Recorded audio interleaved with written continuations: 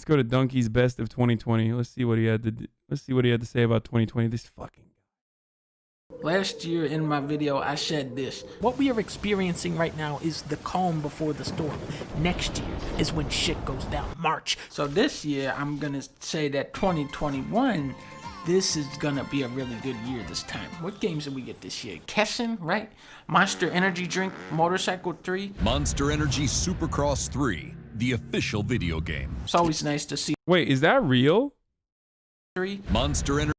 Also, what is fucking 3 and up? Like, my 4-year-old is playing the Monster Energy game while sucking down on some monsters himself.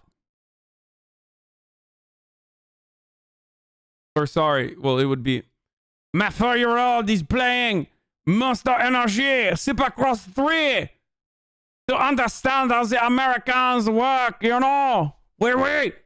Because it's Peggy, because it's EU, Euro fucking. Wait. My 3-year-old. 3-year-old. Is that good? Supercross 3, the official video game. Also, I want Marie Le Pen to be the president. Always nice to see a new Strand game. She has some good ideas. Only Mountains Downhill is the game Death Stranding should have been. Dreams was a technological breakthrough, finally allowing gamers to make our own games, like Fall Guys, I'm pretty sure was made in there, and Shenmue 3. Ubisoft tried to make Breath of the Wild, like straight up just exactly Breath of the Wild, and what's funny about this game is even though they ripped off as many ideas as they possibly could, it still sucks ass because it's made by Ubisoft. Gran Turismo Sport. Ooh, the driving in this game is so classy. It feels like your name is Delfonzio. Paper Mario was funny. Crash Bandicoot 4 was very faithful to the PS1 games. Tony Hawk's game was very faithful to the PS1 games. Streets of Rage 4 came out. Neo 2. Fuck this shit. 2020 really was the year of waiting too long for a game and then the wait not paying off. Half-Life, Shenmue, Cyberpunk, Final Fantasy Remake. These are games that I thought would never come out. And I didn't even know Shenmue 2 came out this year. For those of you who don't know, Shenmue 1 is like the OG granddaddy of like 3D sandbox open world games. It's like one of the first, or 3? Oh, okay. My bad. I didn't even know fucking 2 existed. But the first one is literally the fucking. The first one is literally like the OG, one of the first ever 3D open world sandbox games. And the one that like really blew that out of the water, of course, is still Grand Theft Auto 3, but.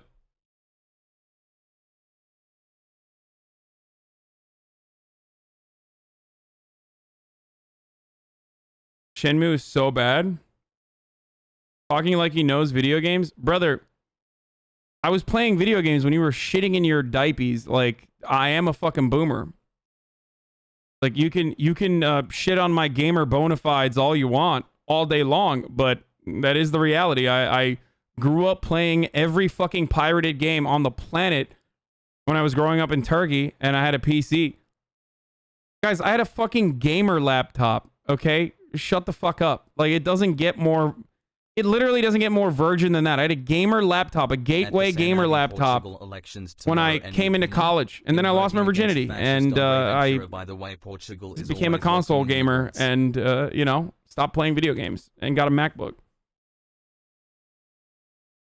I brought a 17-inch... Well, it wasn't even a 17-inch. It was the biggest gaming laptop they had at the time. Gamer laptop did not exist in those days, just posers.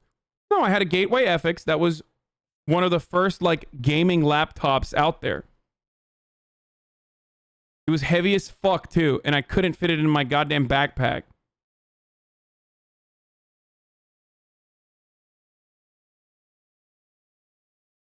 Bilgisayarcı oyun yükletirdim be korsan ne günlerdi. Yeah. Arjan? Pogo. 2009. And then there's a brief moment where I have sex from 2009 to, I guess, 2019. There's a brief decade where I fucked and I did not have a PC or a gamer laptop anymore and only played games on the console. And my life was probably better. And then after that, we're back. We're back to business. Just gaming on the PC all day, every day. And now that they did, I kind of wish they didn't.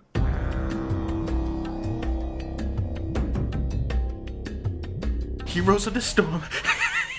But for real this time though, this game is great because it lets you play a game like League of Legends without having to actually play League of Legends. Everything about Heroes is faster and to the point. Nobody wants to be locked in a match with randoms for 50 plus minutes. That is a fucking nightmare. 12 to 20 minutes is that perfect slice and then you're out. This is no longer a casualized shell of a better game. They have added so much wacky stuff to this game at this point that League is now the smaller game. You have 15 different maps. You have a character called Cho'Gall that is controlled by two players at once. Look at how Cho'Gall uses his mount. The horse goes on him. Carrying the horse makes him move faster. Now tell me this game is not a masterpiece. You have the Lost Vikings, which is 3 characters controlled by 1 player. You have a guy called Abathur who just sits in the base the entire match. You have a Murloc character that does nothing. He's just a troll character you pick to piss off both teams. It's so genius. It's not the most complex MOBA. It's not the most competitive MOBA. It's just the fun one. Honestly, this is worth installing just to look at the people in the general chat.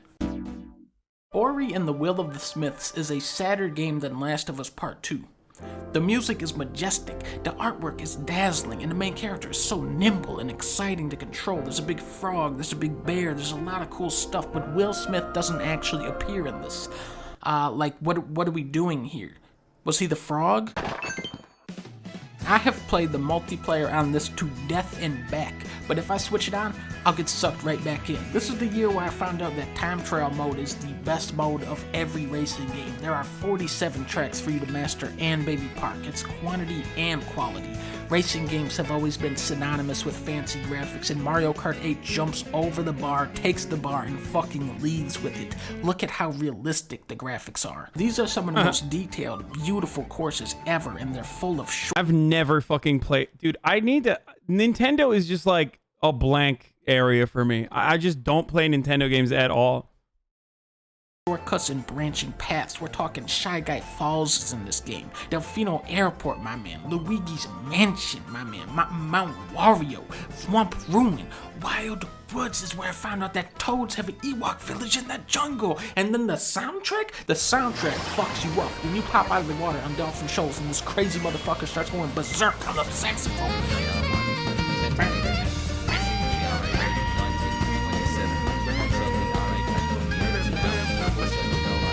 Mario Kart 8 is drift-heavy arcade racing polished to an immaculate sheen, and if I don't get Mario Kart 9 this year, were you I a will filthy kill Sega Bowser. kid?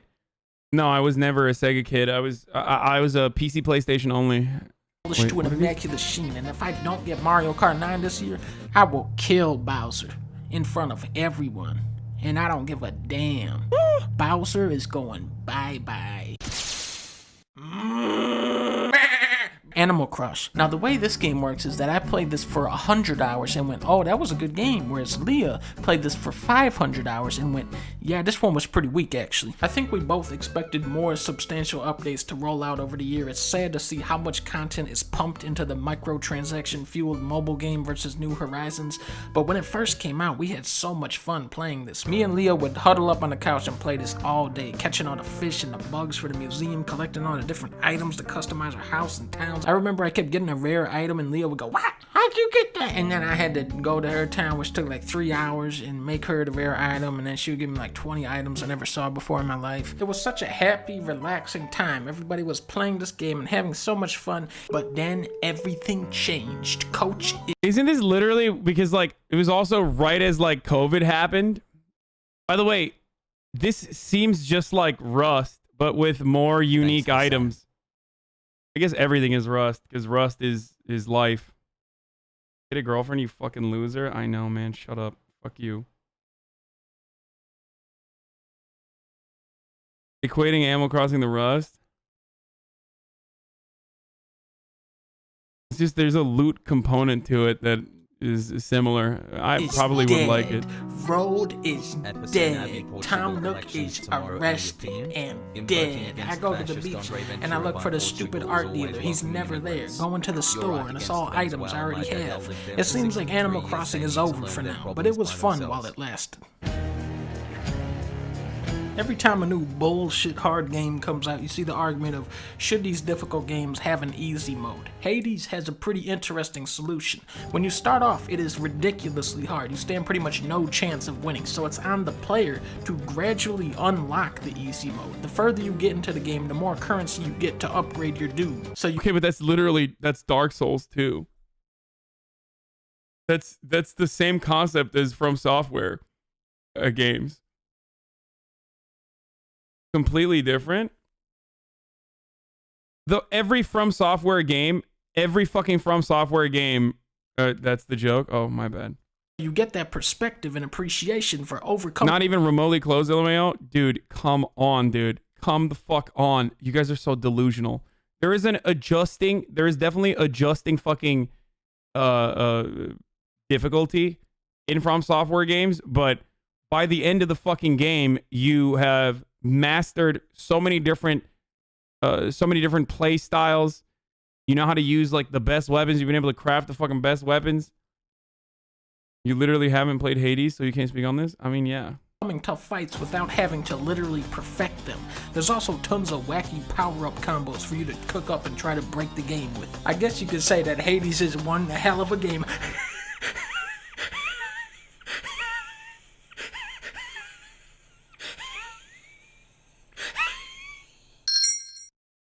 Just like Hades, Last of Us 2 is a game where you don't have to choose between great gameplay or a great story. People are still looking at me like I'm crazy for liking this game, but give it a couple years and they'll be looking at you weird for not liking this game. The best take you ever had on game-wise. Dude, The Last of Us 2, just the fucking... If you play The Last of Us 2 as a straight shooter, it was so fucking awesome. It was so awesome. Incredible.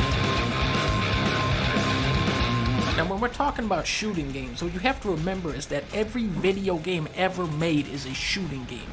What's special about Doom Eternal is that it's the first FPS in years where the developers actually tried. It's not rocket science. It's just make the enemies move more, make the player move more, and make the player think more. It's everything that worked about Doom 2016 cranked up to an even higher intensity, but this time with a grapple hook. I guess you could say it's one hell of a game. I'll kill him. In a normal fighting game, you have about this many moves. In Tekken 7, you have this many moves.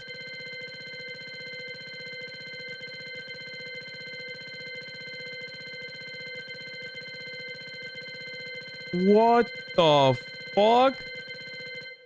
This is one of the easier characters. The sheer quantity of moves is daunting, but it's also what makes the game so wild and unpredictable. I had so much fun this year climbing through the ranks as Kuma. For some reason, I always imagined the other players taking the game super seriously, and then I'm just sitting here doing all this stupid bullshit as a big dumb idiot bear, and I win anyway. Just on Kuma, I could say this, I could say this, I can come down here, give him the slipperoo, go for the bongo flip, go for the disrespectful kick. I can just lay down and say, yeah, so many options, so much room to get creative. No way! You blocked that? I have nothing bad to say about Tekken 7, except that the single player really sucks. Please bring back the old school arcade mode.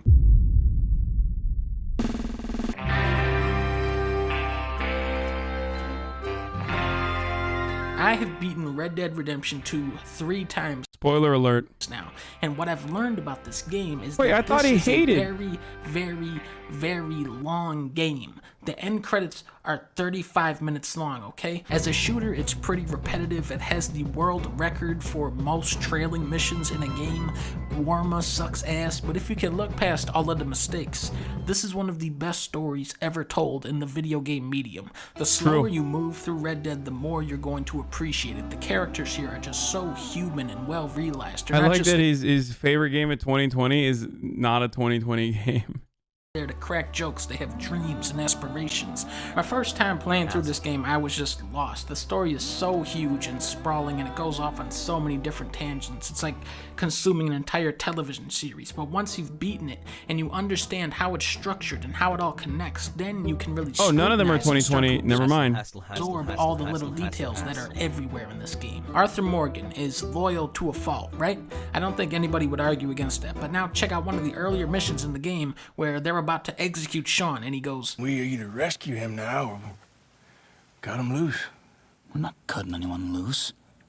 Of course not. This man might have just let him kill Sean right there if it wasn't for Charles. You'll see this a lot in the game, how characters will change each other for the better and for the worse. You'll also see how they say one thing and do another. This entire game, Arthur is talking shit about Dutch behind his back, and then Dutch hatches. This game is also a never-ending flex on a fucking world game, like a big world sandbox game like Cyberpunk. Like, this sequence alone, this sequence alone is just like, oh yeah, dude, you can't fucking build a massive universe, a massive, consistently surviving and living, breathing fucking universe. On an now antiquated, ancient fucking platform, dude? Really? When there's a new one coming out? Big flex.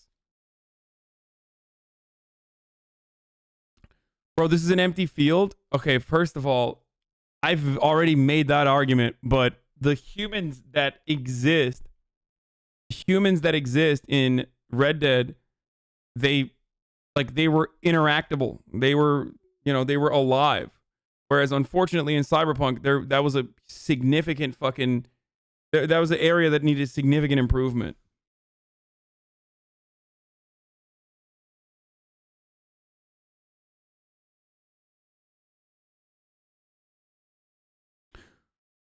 Yes, I know that Rockstar is much larger. It took a lot more time to fucking build... But you have to remember that, like, this worked.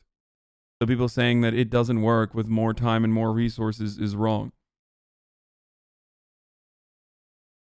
Also, I loved Cyberpunk. Probably my favorite game that I've played this year still. Or not this year, last year, whatever.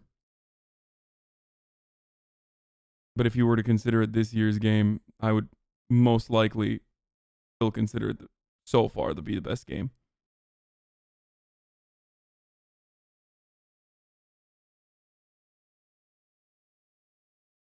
Entire game, Arthur is talking shit about Dutch behind his back, and then Dutch hatches up some batshit crazy scheme. Who's the only person that's gonna make it happen?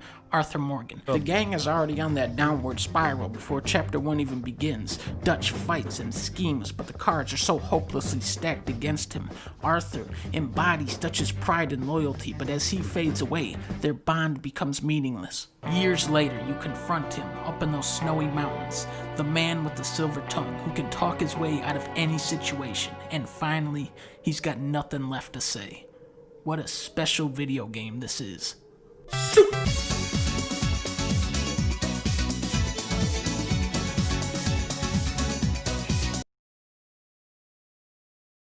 Super Mario Brothers 2. Someone said Pan Am checkmate. What makes even less sense, the CDPR ported Doom Eternal to the Switch and it runs great. Alien Isolation and Bioshock Switch ports look better than the PS4, Xbox One versions. They even put The Witcher on Switch. They all look better than Cyberpunk 2077. Yes, Cyberpunk 2077 could have been one of the greatest games of all time, and unfortunately, it fucking fell short of that and was a gigantic disappointment. I was one of the 10 people on this planet who was able to play the game as it was supposed to be fucking played with, like, maxed out graphics and shit on my 10K fucking PC. Of course, when I was streaming, I couldn't do that. But even then, it was still pretty goddamn good. And I loved every moment of it. I was deeply addicted to it. And most of the reason for why I was deeply addicted to it was because... Most of the reason for why I was deeply addicted to it was because of the universe that they were able to bring to life. Okay? It was the world that... it was a world that they were able to turn into a video game. And even then, there was so much more room for opportunity, but it was awesome.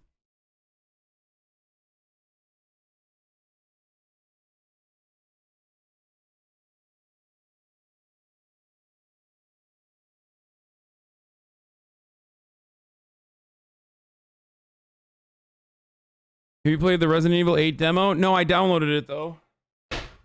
I downloaded it on my PlayStation to try it out. The music was great on Cyberpunk, yes.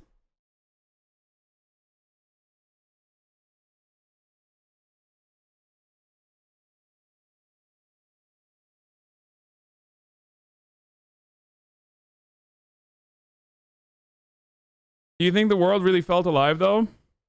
At certain moments, the world felt alive until you were hit with like a bag of fucking bricks in the face when you saw an NPC very clearly behaving in an NPC style way, or if you could overlook the fact that a lot of these fucking NPCs were just simply running the same pattern over and over again. You can talk to a single one of them too. It just like broke the immersion. It's like Dragon Ball Z, okay? Going back and rewatching Dragon Ball Z for me was a bit of a disappointment, and I know I'm going to trigger a lot of fucking weebs here. And the reason for why I found this as a somewhat of a disappointment was because when I was a fucking kid, I literally just in my mind let my imagination fill all of the holes in the artwork itself. Like, I never realized that it was just like literally just fucking the same punch being copy pasted over and over again. And that requires a tremendous undertaking regardless, but like, it was your imagination doing most of the fucking, shouldering most of the burden. Okay?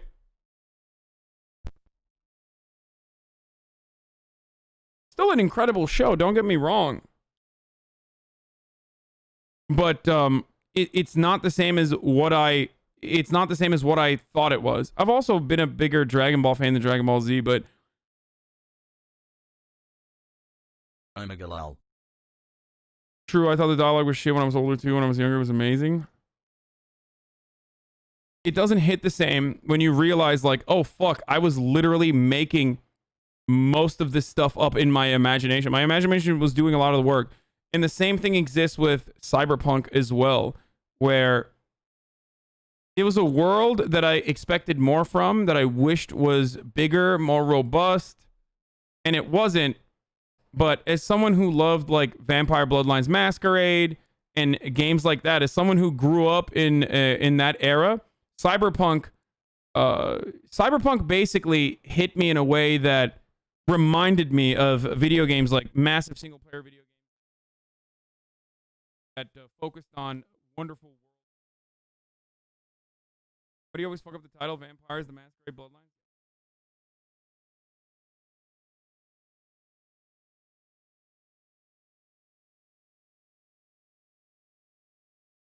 Game is better, Last of Us 2 or Cyberpunk? Cyberpunk. What happened to the microphone?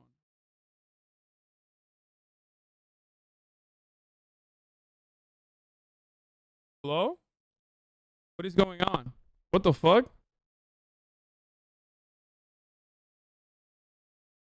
Wait, someone send me a clip.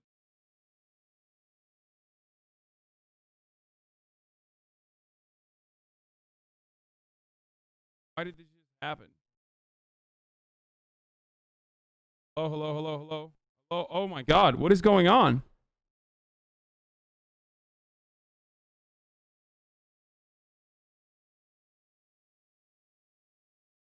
Hello, hello, hello. Is it better now? The mic is breaking up badly and is low. Is it better now? Did it fix itself? It might have been like a loose connection or a bad cable or something. Yeah, I think it was just literally a bad cable. Yeah, cable was like fucked for a second. I don't know why that happened. That's never happened. Thoughts on Sam Cedar on Bad Faith? In my opinion, BJG and Texas were fucking embarrassing. I don't care. I didn't watch it. I don't care about the forced to vote shit. I haven't watched it, and I think that you're fucking lame for watching it and then getting excited about how hard one party owned the other. That's my take.